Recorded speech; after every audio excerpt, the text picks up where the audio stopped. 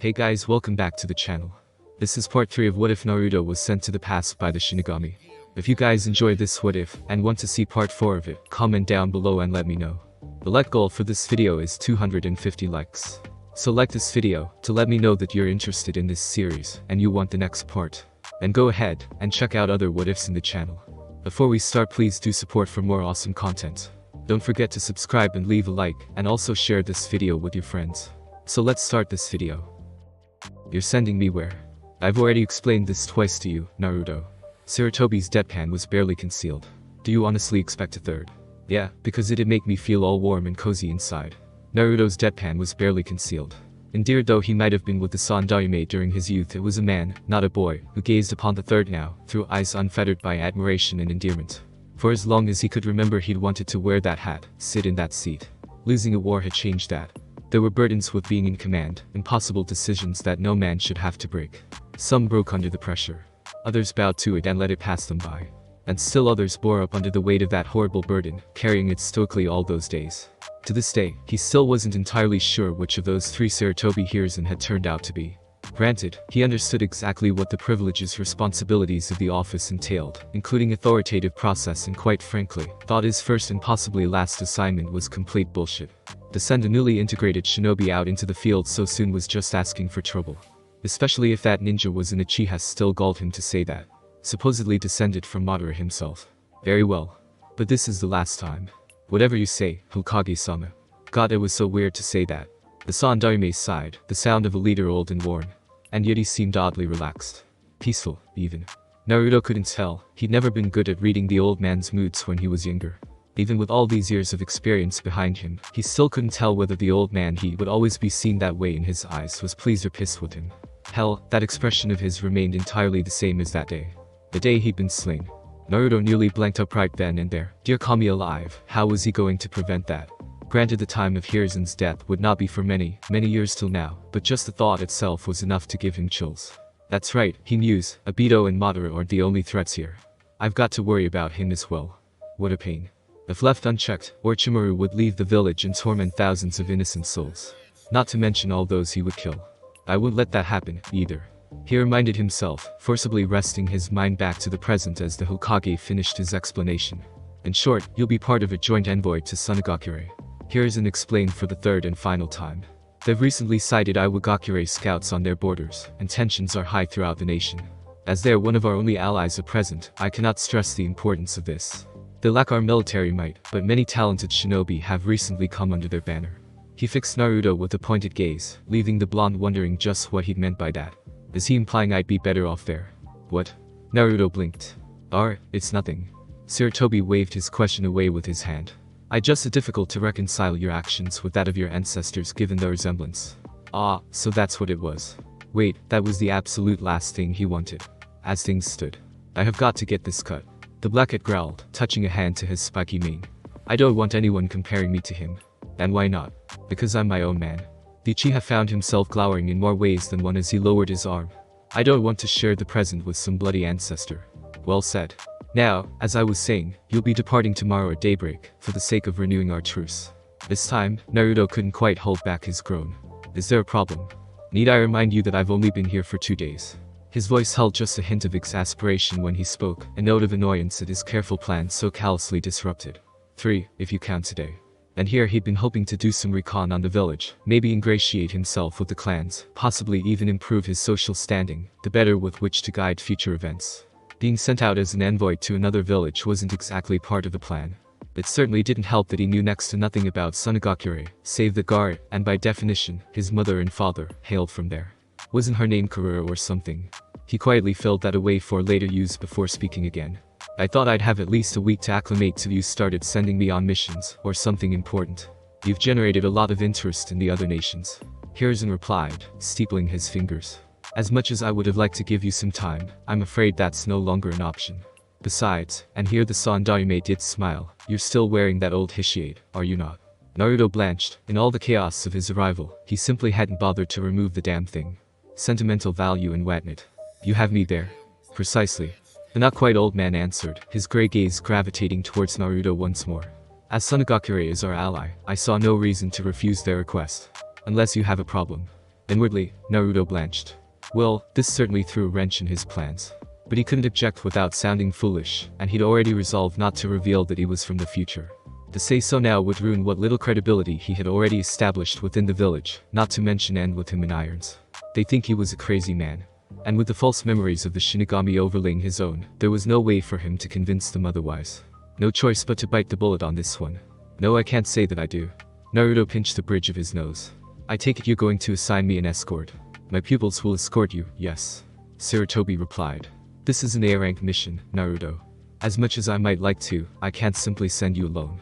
He made no mention of the turmoil his obliteration of Fugaku had done to the village. They both knew that a message had been delivered, albeit unintentionally.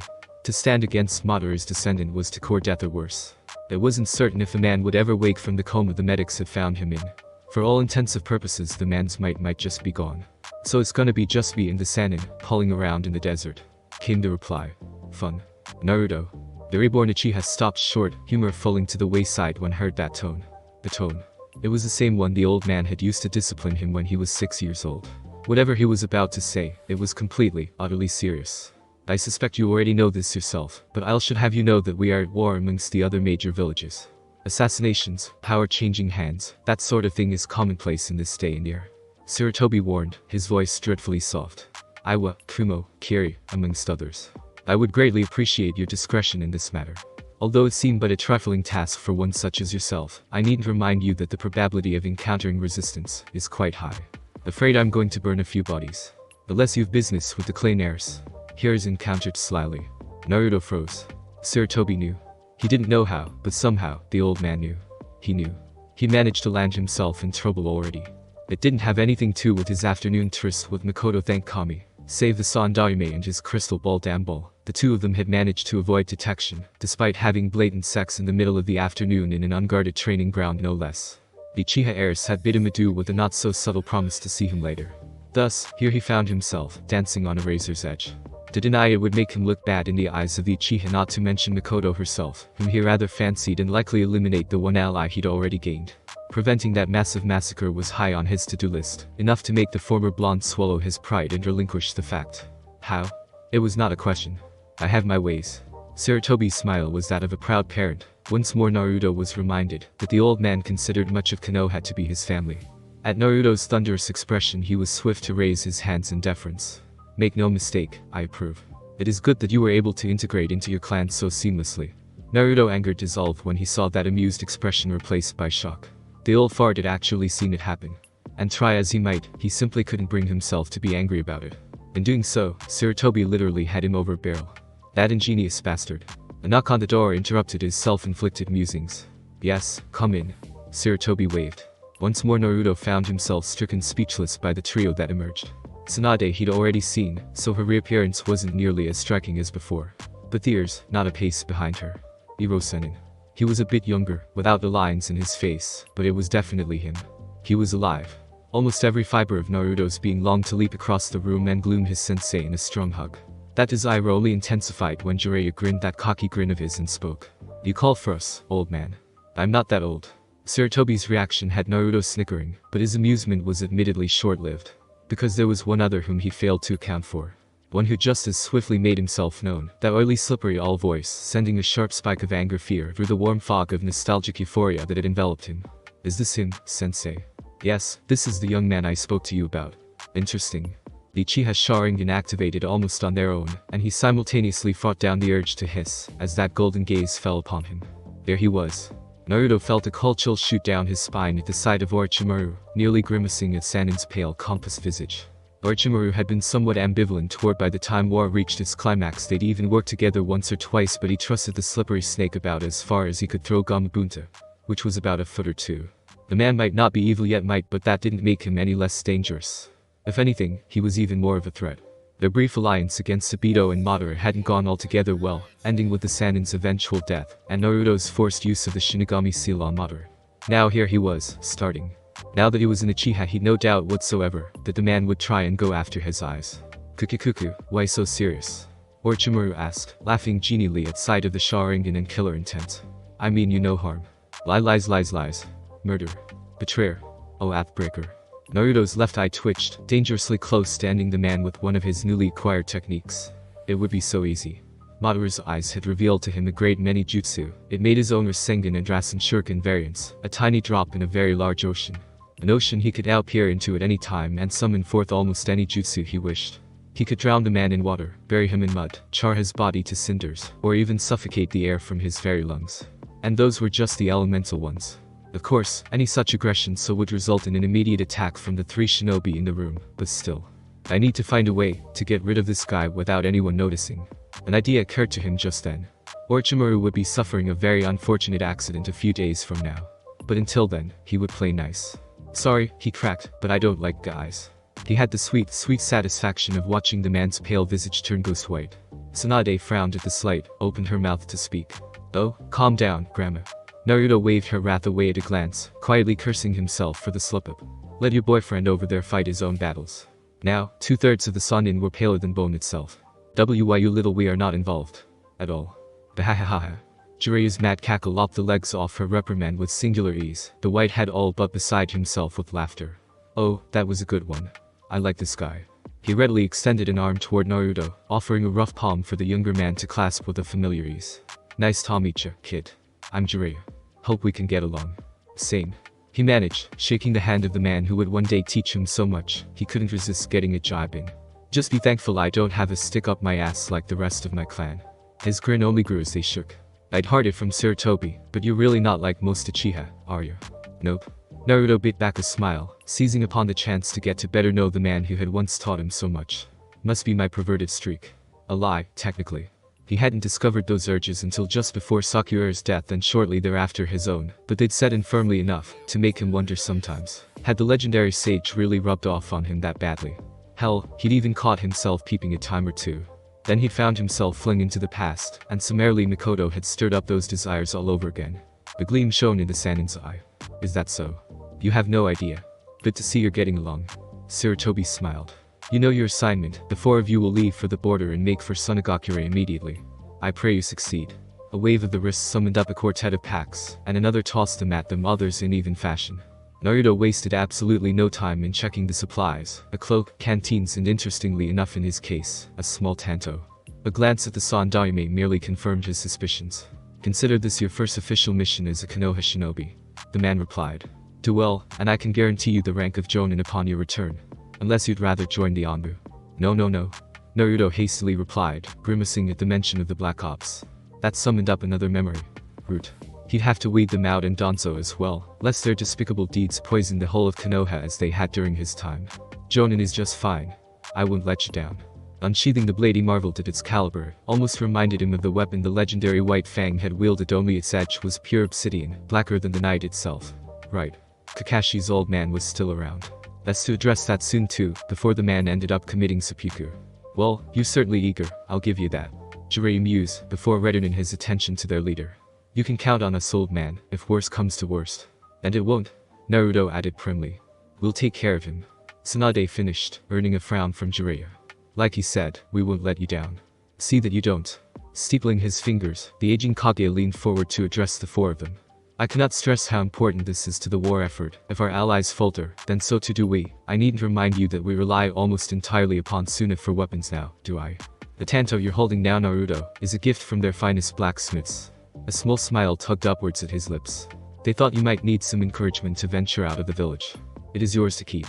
So villagers are willing to bribe me to get my attention, eh? Naruto mused, as he gave his new toy a test swing, silently filing away this tidbit for later. Not that he'd ever betray Konoha, but a weapon like this would come in handy down the road. Madara had been known to the entire world, and thus the appearance of his descendant was naturally not a well-kept secret. It was no small surprise that others would try to seduce him away from his home, but if a paltry weapon was all they had to offer, dismiss. Yes, sir. Tsunade and Orochimaru saluted, Naruto's lackadaisical stance drawing looks of ire from them both as they departed. No funny business this time, Tsunade warned with a growl, almost before they even exited the office. I'm not in the mood for it. Naruto titled his head to the side, the universal way to go ha, but the Kunoichi only flushed ever darker, her eyes bright with anger. Says the girl who got knocked on her ass. The Sanin's face brightened with embarrassment. Jiraiya snickered as they strode out into the street. I've never seen someone get under Tsunade's skin like that. I'll kill both of you. So what do you think of Konoha so far? Jiraiya asked, ignoring his teammates' vehement decree as they made their way through the market district.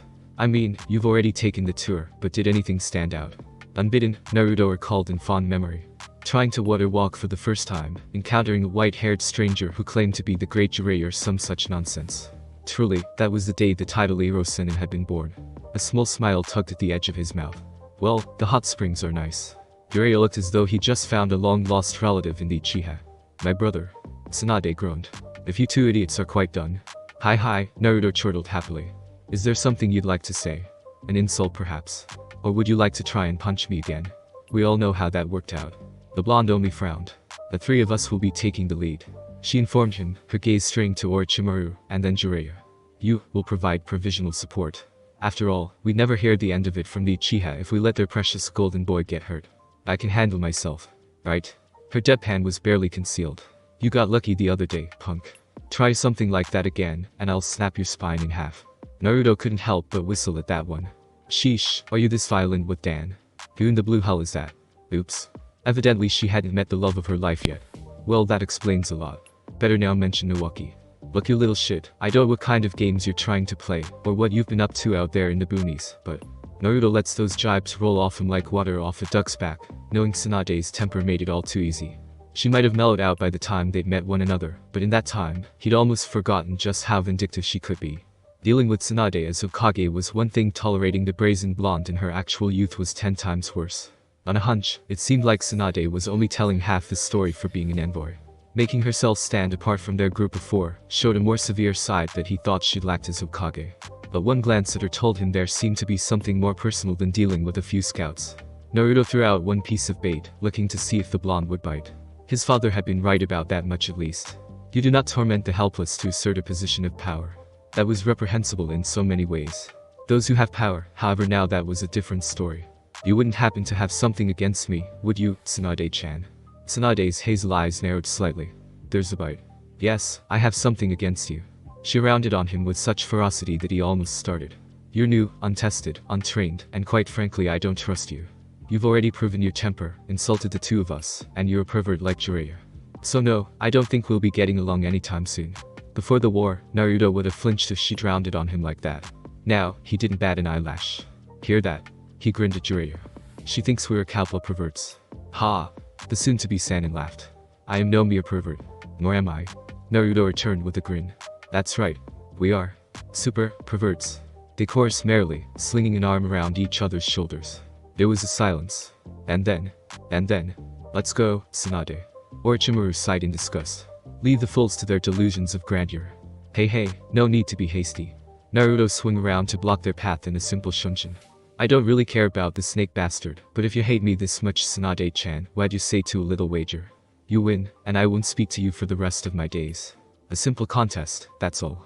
She paused, torn between ridding herself of the insufferable upstart and wondering what her end of the bargain would be. And if you win, then you have to at least make an effort to be nice. Naruto challenged, knowing it would grate her nerves to do such a thing.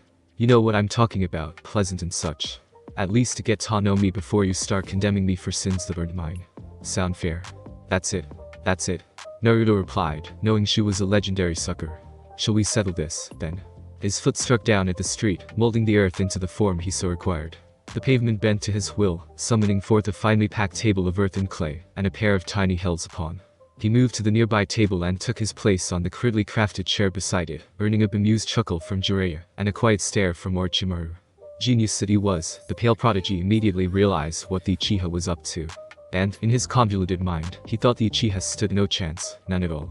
Tsunade's strength was legendary, the man was a fool to challenge her. He said as much, and Jiraiya seemed to think so just as well, but he remained silent despite. Arm wrestle? Yup. Unless you're afraid. Naruto taunted. Tell you what, I wouldn't even use my Sharingan. Just brute strength. No 2 out of 3s or anything. You pin me once, and I give up, and vice versa. Tsunade bristled. Oi, is he serious? Quite. Naruto placed his arm on their impromptu little table and wiggled his fingers. Finally, Tsunade did the same. You do realize you're going to lose, right? Wah! The Uchiha laughed as he lit a cigar with one hand and tapped his sheathed tanto with the other, some of the other villagers curious as to what exactly the man was capable of doing. We'll see. Ready, and go. To her credit, Tsunade actually managed to budge him an inch or two. But Naruto already knew all her tells, just as he knew he had exactly 3 seconds to force that arm down, before she snapped his in half. He was by no means stronger than Tsunade, but a year's worth of war had taught him to be clever. And so, before she could exert the full force of her considerable might, he swung out with his foot, breaking her concentration just long enough, all without so much as touching her. In that instant, her grip instinctively slackened as she prepared to defend herself, and he put his superior speed to use. Slam. Jiraiya and Orochimaru gawped as the back of Tsunade's arm struck the table with enough force to shatter it, leaving the smug Uchiha the proud victor. There was a silence. And then, a glimmer of respect entered her eye. "You bastard." But the words were without their usual rancor. "How did you know that would work?" Naruto waggled his eyebrows. "A ninja must look beneath the beneath, Tsunade-chan." And in doing so, he just so happened to catch a streak of red amidst the crowd. "Well now," he muttered, creating a shadow clone to pursue. "What do we have here?" Kushina was dejected. Nearly 3 days had passed since she'd seen Naruto. After the Uchiha had been whisked away to Kami knew where she'd hear precious little. Apparently he was the talk of the town, having nigh but easily maimed a fellow Uchiha in a duel of honor. That came as no surprise to her. Having seen the man's techniques firsthand, she knew he was more than a match for most shinobi. But where had he gone? Surely he hadn't gotten himself thrown out of the village for his actions. If so, she would have at least liked to say goodbye. When asked, Minato had expressed some relief that the newcomer had vanished, stating that strangers like him couldn't be trusted during times of war. Kushina was certain there was more to the blonde's sudden animosity than that, but she'd been shooed away before she could press the matter any further. Evidently the last Namikaze was hard at work on a new jutsu, and he didn't want anyone to lay eyes upon it until it had been completed. That left her search at a dead end. Almost. Rumor had it that the Uchiha were preening him as a prime candidate for the next clan head, a position Naruto had ardently refused.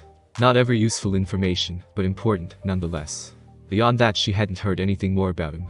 Supposedly he was the long-lost descendant of Uchiha Madara, a genius prodigy whose skill was unmatched.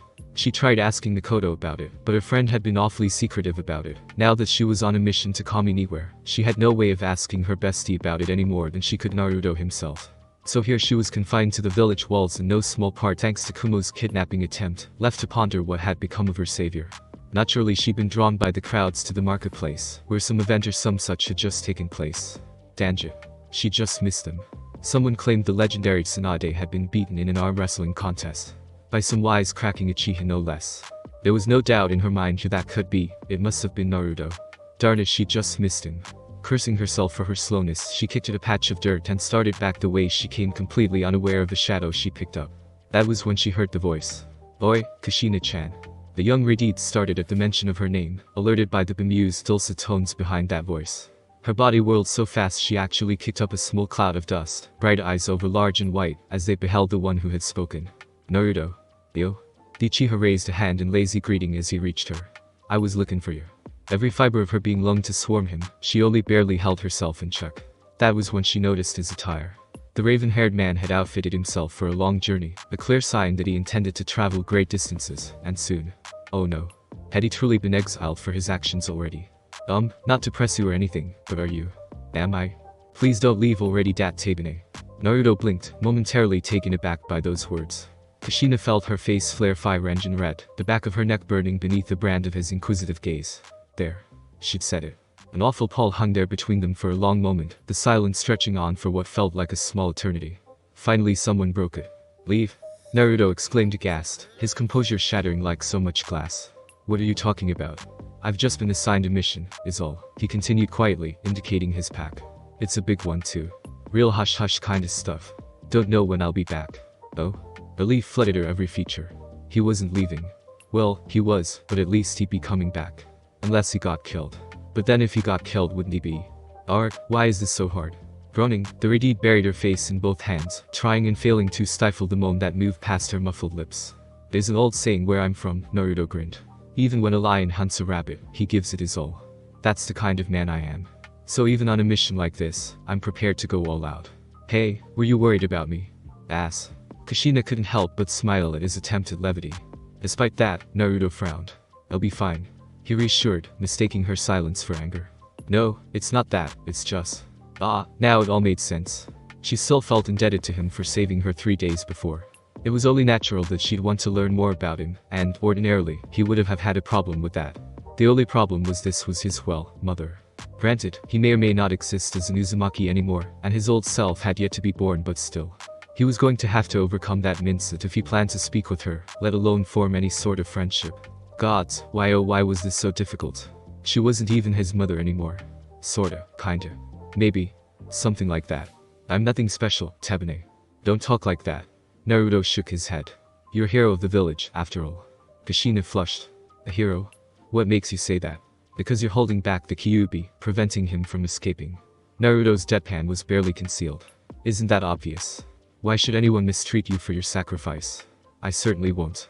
If you didn't take him into your own body, this entire village might not even exist anymore. In my eyes, that makes you a hero. Reaching down for her, he cupped her chin in hand, forcing the young Kunoichi to look him square in the eye.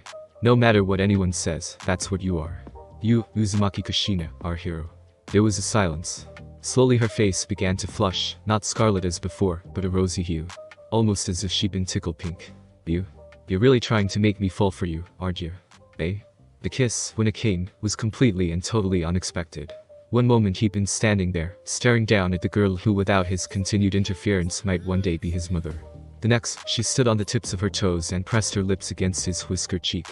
It was a fleeting, tantalizing touch, innocent and naive, and it had him completely spellbound. Ha!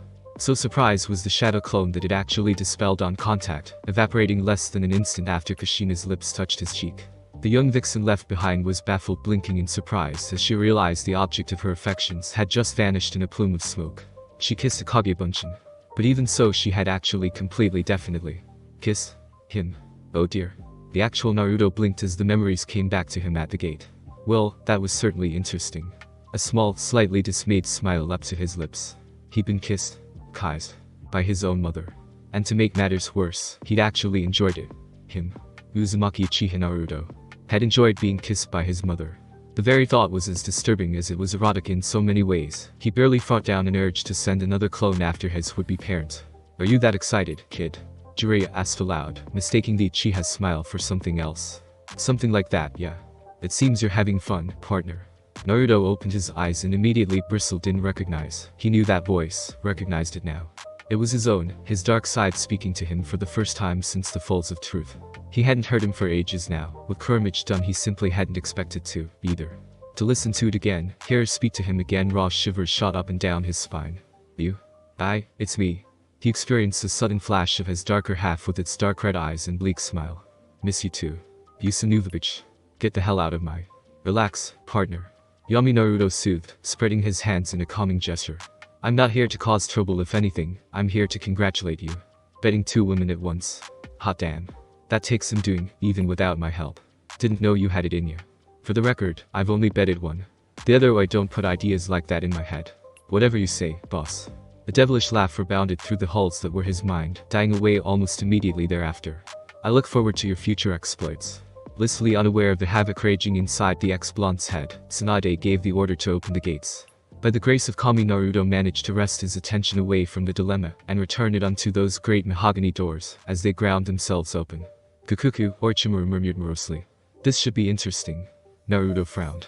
Cry havoc and let slip the dogs of war.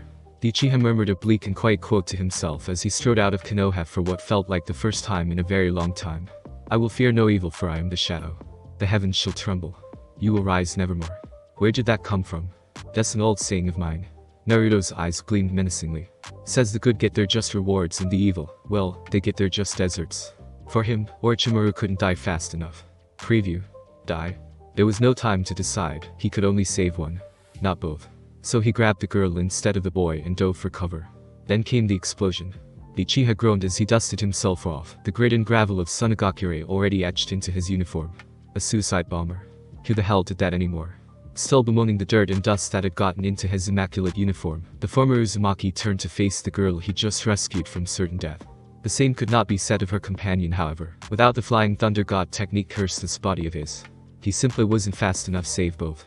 Whomever that boy had been, he was dead now. Dead as dead could possibly be. Well, he muttered to himself, that could have gone off better. Agreed, he colleague muttered beside him, brushing herself off with a groan. Her scorch release had been key in defusing the blast, though she was far too humble to ever admit it. Though I had not expected him to detonate himself in such a spectacular fashion. Her hazel eyes quietly regarded the small crater that had once been the market district. It would have been far larger had she not managed to detonate some of those tags prematurely. The Iwagakure assassin had only managed to take 2 lives instead of dozens. His own and that of a shinobi. Any injuries? He asked. Here, I can heal.